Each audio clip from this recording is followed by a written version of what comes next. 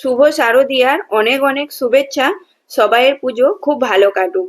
মহালয়ার দিন বানিয়েছিলাম দারুণ স্বাদের এই বাদাম রাবড়ি বা বাদাম ফিরনি, যেটা বানাতে হার্ডলি 10 মিনিট সময় লাগে।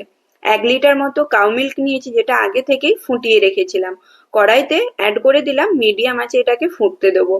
50 গ্রাম মতো গোবিন্দভোগ চাল ভিজিয়ে রেখেছিলাম, আর 100 গ্রাম আমন্ড বাদাম আর 8টা মতো কাজু বাদাম সামান্য একটু দুধ দিয়ে মিক্সার গ্রাইন্ডারে খুব ভালো করে এটার একটা পেস্ট বানিয়ে নিলাম।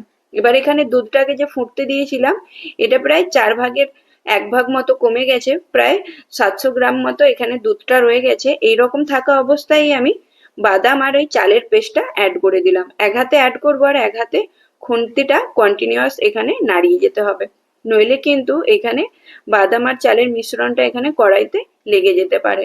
দেখবে মিনিটের মধ্যেই এটা একদম গাঢ় ঠিক রাবড়ির টেক্সচারে চলে আসছে। এখানে খুব ভালো করে এটাকে নাড়িয়ে চাড়িয়ে নিতে হবে, আর গ্যাসের ফ্লেমটা এখানে একদম লোতে রেখেই করবে। দেখতেই পেলে এটা বানানো কতটা ইজি। এই ফেস্টিভ সিজনের জন্য এই বাদাম ফিরনি একদম পারফেক্ট। অবশ্যই ট্রাই করে নিও। দেন এখানে একদম রেডি হয়ে গেছে ফিরনিটা। মিষ্টির জন্য এখানে আমি চিনির অ্যাড করব। তো এখানে আমি 3 চামচ মতো চিনি অ্যাড করলাম। চিনিটা এখানে একদম পারফেক্ট হয়েছিল, খুব বেশি না খুব কম। তোমরা চাইলে আরেকটু অ্যাড করতে পারো। এখানে আমি এলাচের গুঁড়ো অ্যাড করলাম, তোমরা চাইলে এখানে কেসারও অ্যাড করতে পারো।